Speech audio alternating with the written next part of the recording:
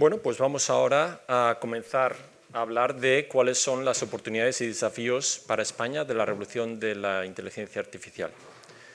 Voy a ir bastante rápido porque no tenemos mucho tiempo. La cuarta revolución industrial está aquí. ¿Y esto qué significa? Bueno, no es la primera vez que nos ocurre que existe algún tipo de desarrollo científico, tecnológico que cambia el modo en que operamos y producimos bienes materiales. Ocurrió en la segunda mitad del siglo XVIII con la mecanización, el motor de vapor, motores hidráulicos. Esto cambió el modo en que se hacían las manufacturas, en particular tejidos, principalmente en el Reino Unido. Y fue un periodo extenso, duró algo así como 70 años, que cambió la productividad y también la sociedad británica. Antes de la primera revolución industrial, una gran parte, 50-60% de la población, vivía en un ámbito muy agrario, rural, y se dedicaba pues, esencialmente a agricultura de subsistencia. Una vez se mecaniza la economía, se produce un traslado, un movimiento demográfico de regiones agrarias a las ciudades. Esto, por supuesto, produjo una gran convulsión social en términos de pobreza, explotación, etcétera, pero al cabo de unas décadas el resultado fue que la productividad del Reino Unido aumentó muchísimo, y muchísimo más que la productividad en otros países. La segunda revolución industrial consistió sobre todo en tecnologías de producción en masa. Ahí tenemos el ensamblaje en línea, también afectó a la automoción y la electrificación. Ahí es cuando aparece el desarrollo de la corriente continua, alterna, la luz, que todavía está con nosotros, ¿verdad? Aunque ha cambiado la bombilla. Una gran cantidad de patentes que se produjeron en ese momento. El centro ahí pasó más bien a los Estados Unidos. Luego ocurrió la tercera revolución industrial, que se enfocó sobre todo en la automatización y comunicaciones, telecomunicaciones en particular. Es ahí donde el telégrafo se reemplaza por el teléfono, el televisor, la radio, e incluso llega a su culmen a lo que conocemos hoy como Internet. Y ahora estamos en la cuarta revolución industrial. La cuarta revolución industrial se enfoca en la automatización de tareas cognitivas. No estamos automatizando el levantar cosas, el mover cosas, el romper cosas o el ensamblar cosas. Estamos automatizando la toma de decisiones. La toma de decisiones que hasta entonces era el ámbito del experto. Estas tecnologías se caracterizan por acelerar la productividad del capital. Son algoritmos que son plásticos en el sentido de que se pueden utilizar para una gran variedad de cosas. ChatGPT se puede utilizar para escribir un ensayo, como dar consejo, dar incluso terapia, psicoterapia, y también la plasticidad del hardware. Pensad que NVIDIA es una empresa que inicialmente se enfocó en el desarrollo de microchips para juegos. Los juegos son actividades gráficas, esos gráficos requieren paralelismos muy grandes, y de ahí que se desarrollase una serie de tecnologías como GPUs y otras arquitecturas de microchip que necesitaban este tipo de paralelismo. Y hoy en día estos mismos microchips, que en principio se desarrollaron para juegos, son los que se utilizan para entrenar estos algoritmos. La productividad en España se representa en este gráfico. Como veis, la productividad en España no ha llevado la evolución que todos deseábamos y queríamos. De hecho, la productividad total en España, esto es labor y capital, ha caído aproximadamente un 7% en lo que va de siglo. Hay una serie de razones por lo que esto ha ocurrido, pero desde luego la economía española se beneficiaría muchísimo de un incremento de productividad que vendría de la mano de adoptar este tipo de tecnologías. Bueno, ¿por qué no se ha producido un incremento de la productividad? Pues sobre todo es debido a insuficiente desarrollo del capital humano, escasa capacidad de producir patentes y la desindustrialización y reenfoque en servicios de inferior valor añadido. La economía sigue creciendo y eso es algo muy positivo, pero la productividad del trabajador no crece. El número de trabajadores crece, con ello la cantidad de producto crece, pero la productividad, que es realmente el tiempo y trabajo que se dedica a producir algo, en ese sentido, pues en términos reales, de hecho ha caído en lo que llamamos el siglo. Vamos a ver que esto es algo específico de España, la caída de productividad, pero realmente la situación en Europa no es mucho mejor. Cuando hablamos del Producto Interior Bruto per cápita, el informe Draghi analiza que hay un gap, hay una brecha de productividad entre Estados Unidos y Europa. La productividad de Estados Unidos ha seguido aumentando muchísimo y la de Europa no ha aumentado tanto. Algo así como el 28% se debe a que los europeos trabajan menos horas que los americanos, pero un 72% se debe a que por la misma cantidad de trabajo el trabajador europeo produce menos. ¿Y por qué es esto? Bueno, pues en gran medida esto se debe a que el sector tecnológico en Europa es muy débil. Es un sector débil que, por razones de las que hablaremos antes, esto ha llevado a que solamente 4 de las 50 principales empresas tecnológicas del mundo son europeas. La gran mayoría de las empresas tecnológicas mundiales son americanas. Europa debe apoyarse más en la productividad. Si la Unión Europea mantiene su actual tasa media de crecimiento de la productividad, el PIB se estancará hasta el año 2050 y a partir del año 2050 el PIB comenzará a bajar, al también reducirse nuestra demografía. Este es el gran desafío de la cuarta revolución industrial para Europa y para España. Tenemos no solamente que resolver este gap de productividad, tenemos realmente que crear un sector tecnológico que no hemos sido capaces de crear en los últimos 20 años. La productividad laboral no se traslada directamente en salarios reales, al menos esto no es lo que ha ocurrido en los Estados Unidos. Este gráfico representa la productividad que está en azul oscuro y el salario real que está en azul claro. Y como veis, hasta los años 75, las dos líneas avanzaban a la vez. De hecho, pues veis que se sobrelapan.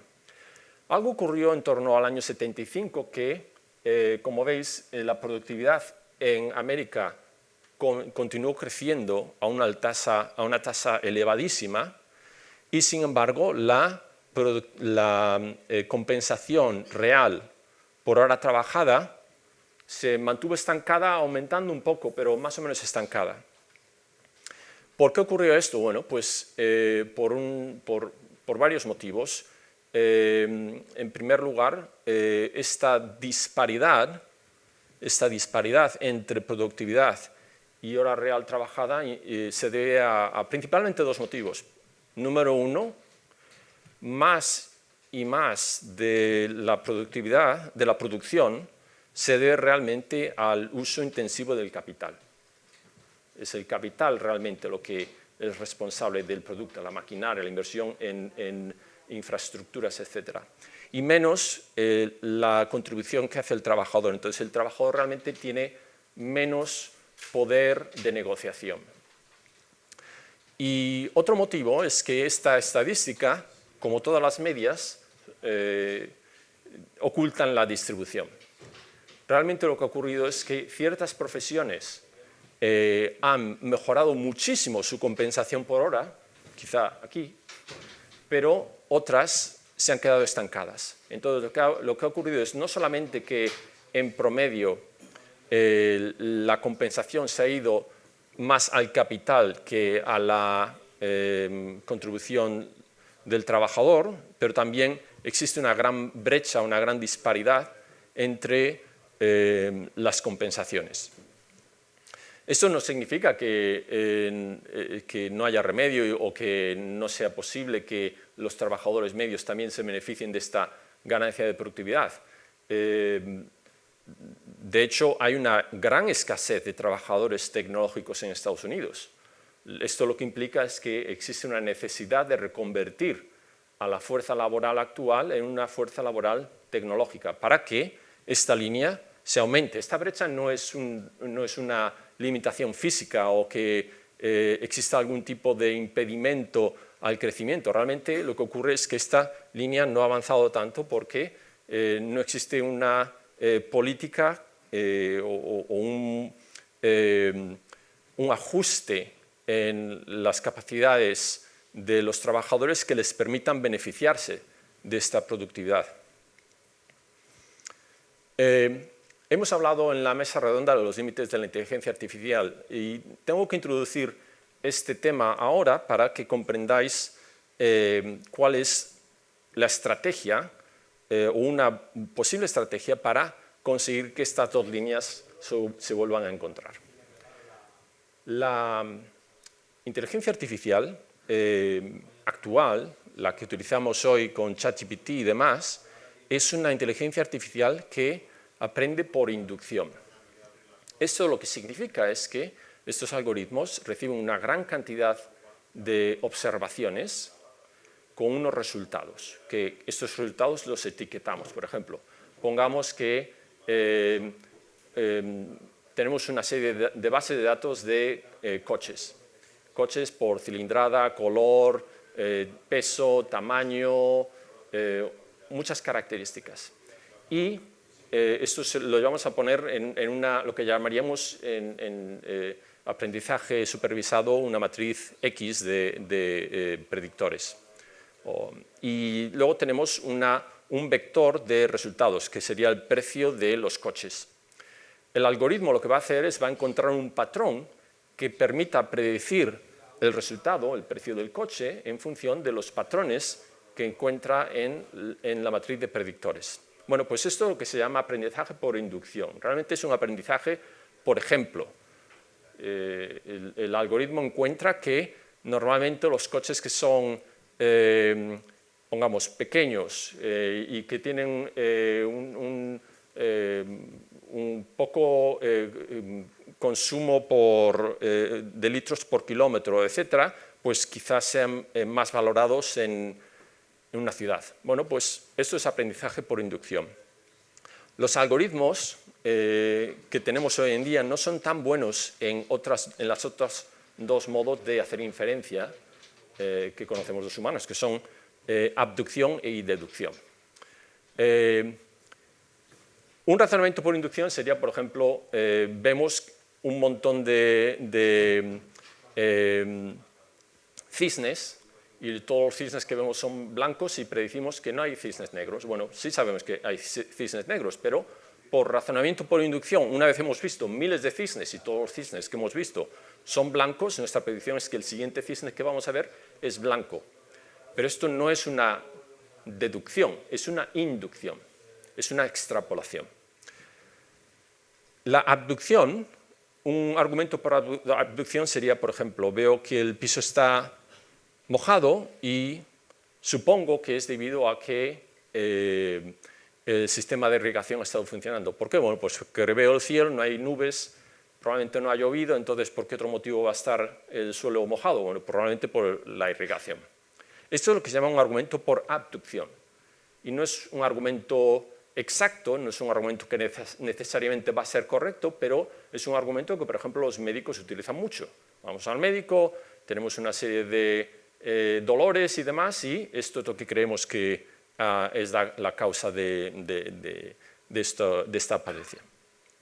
Y luego tenemos el argumento por deducción, que es el argumento que utilizan los matemáticos, una serie de axiomas, una serie de suposiciones, y esto nos lleva a que, bueno, pues este es el resultado lógico. Y este es el argumento preciso, es el argumento que, dados estas hipótesis, seguro que esto es la conclusión correcta. Bueno, los algoritmos son muy buenos en inducción y no tanto en deducción y sobre todo muy malo en abducción. Abducción tiene más que ver con sentido común. ¿Por qué es eso importante? Bueno, porque la ventaja competitiva de los humanos es complementar el poder de los algoritmos de la inducción con nuestra capacidad para abducir y deducir. En la siguiente charla hablaremos del sistema de la inteligencia artificial fiable. No voy a entrar ahora en ello, simplemente decir que existe una legislación de la Unión Europea que trata de prevenir que ciertos abusos de la inteligencia artificial se produzcan. Bueno, ¿qué es lo que podemos hacer para conseguir que estas dos líneas azules que mostré antes se unan? Por un lado, la productividad y, por otro lado, la compensación real del trabajador. Bueno, lo primero es la reforma educativa. De cara a la cuarta revolución industrial, el sistema educativo español presenta numerosas deficiencias. Por un lado tenemos planes de estudios que son excesivamente teóricos, no técnicos, generalistas. Se prioriza la cantidad sobre la calidad. En líneas generales, el profesorado no siempre tiene experiencia profesional o también en algunos casos podríamos hablar de un sistema que no es totalmente meritocrático. Hay accesos que se deben a una serie de condiciones que realmente no tienen tanto que ver con la investigación. Como consecuencia, como veremos en un momento, España no ha sido demasiado productivo en términos de producir patentes. Las universidades españolas ocupan un ranking que realmente no está a la par del peso de España en el mundo, en la comunidad de países desarrollados, y España corre el riesgo de perder, de hecho, los académicos punteros que tenemos, lo que llamaríamos el brain drain.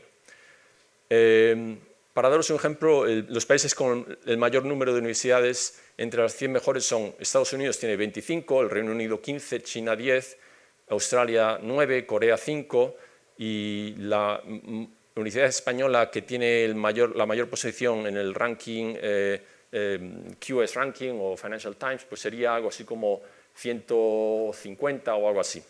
Desde luego, los rankings por sí mismos están sesgados, no son exactos, pero sí que es verdad que España debería tener varias universidades entre las 100 mejores. Tenemos departamentos en España que son muy potentes. El de Granada, por ejemplo, es un departamento extremadamente bueno, pero las universidades en general, ahí sí que tenemos problemas.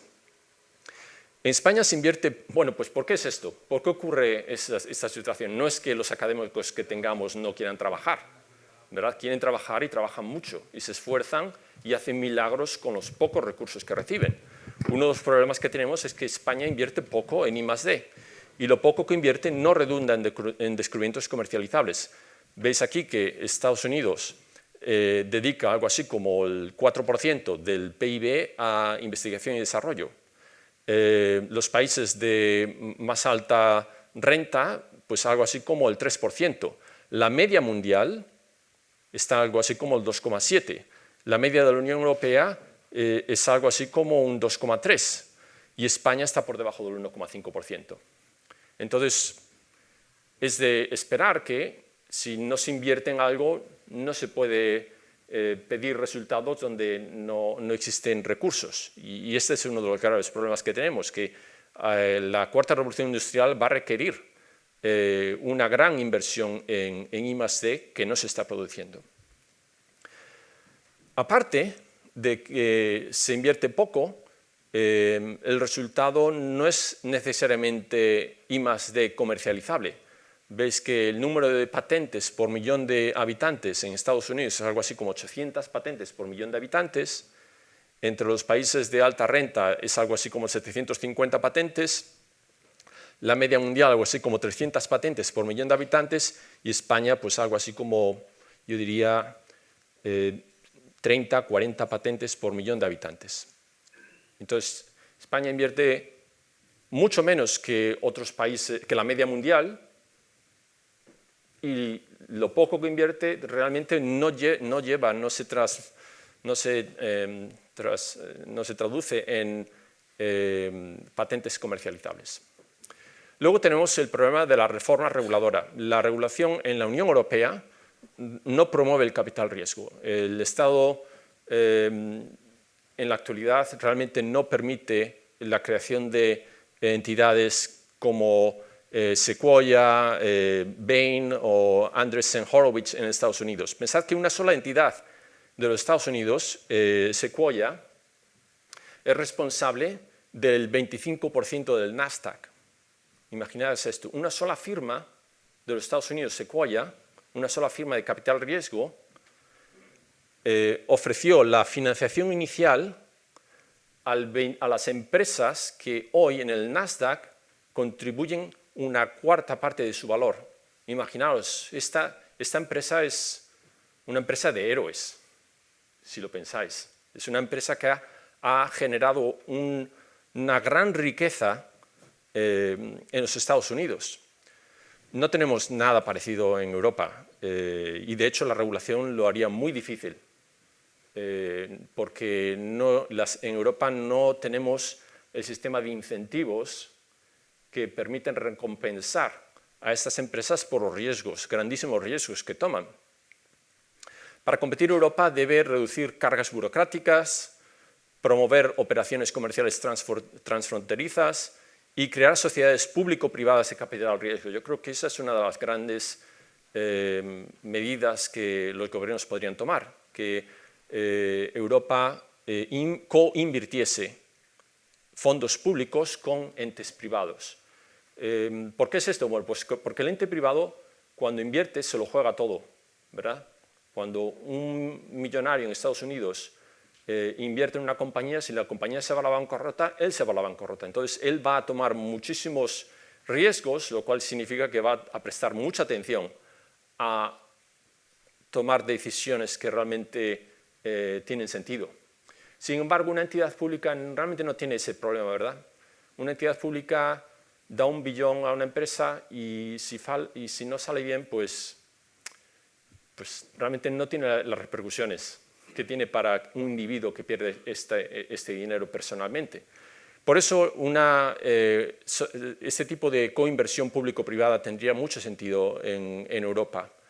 El informe Draghi propone cubrir el déficit de inversión con fondos públicos, lo cual realmente no es una solución. Ya tenemos una carga de deuda bastante grande en Europa y no tendría demasiado sentido ahora emitir 800.000 millones de euros para invertir de una forma que ni siquiera sería lo más eficiente. Lo que sí tendría mucho sentido es, como he dicho, coinvertir. Otro problema que tiene Europa es la reforma tributaria y fiscal. Los incentivos para I+D irían por desgravaciones fiscales a beneficios de patentes, desgravaciones fiscales de empresas emergentes, capital riesgo, créditos para reconversión de la fuerza laboral. Esto es importantísimo porque, como hemos visto, la brecha ocurre no solamente porque gran parte de la productividad viene por el capital, pero también porque en Estados Unidos hay una gran escasez, una gran demanda de trabajadores con estas capacidades. Incentivos a la inmigración de científicos y eliminar dependencias estratégicas. Por ejemplo, los microchips, tenemos una gran dependencia de países como Corea del Sur, Taiwán, etc. Simplificación y armonización fiscal para reducir la cuña fiscal, reducir carga del sector público, permitir la acumulación de capital productivo. Como podéis ver aquí, de los ingresos que recibe el trabajador, algo así como el 29% en promedio lo tiene que pagar el trabajador en la forma de impuestos, mientras que en Bélgica, Italia, Francia, Alemania, pues estaríamos hablando de algo así como el 50%. Esto pues supone una gran carga para el trabajador europeo, que no solamente no ve los rendimientos crecer, pero además buena parte de estos rendimientos se extraen a través de impuestos. Esto lo que significa es que el trabajador tiene menor capacidad para invertir en sí mismo, para tomarse, por ejemplo, un par de años sin trabajar y usar los ahorros para aprender una nueva licenciatura. Algo que es muy común en los Estados Unidos. En los Estados Unidos es muy común que alguien deje de trabajar un par de años y se vuelva a la universidad, aprende una nueva profesión y vuelva al trabajo. ¿Y por qué puedan hacer esto? Bueno, pues porque son capaces de acumular estos ahorros.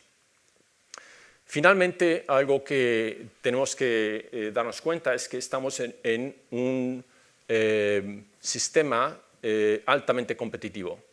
En los próximos años vamos a ver una guerra por talento. Talento que viene o bien de la India, de China, Estados Unidos, Europa.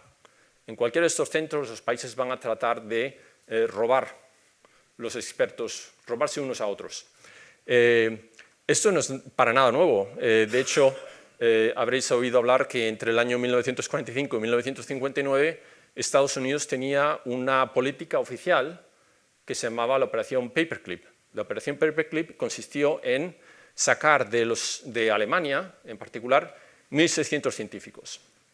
Había un listado con el número de gente, y los nombres en particular, los científicos que Estados Unidos se quería llevar de Alemania.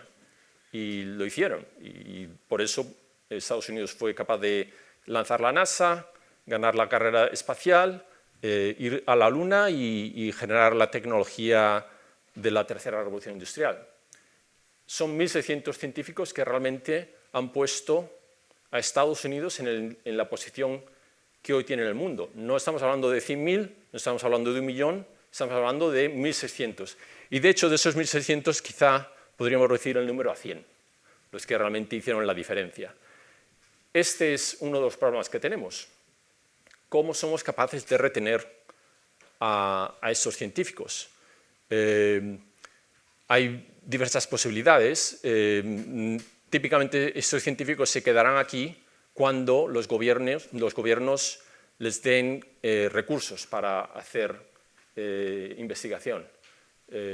Y eso es algo que es un problema que vamos a tener que enfrentarnos en España, porque como hemos visto, España no invierte suficientemente en investigación y como consecuencia los grandes científicos que tenemos corremos el riesgo de que se vayan. Bueno, he consumido mi tiempo.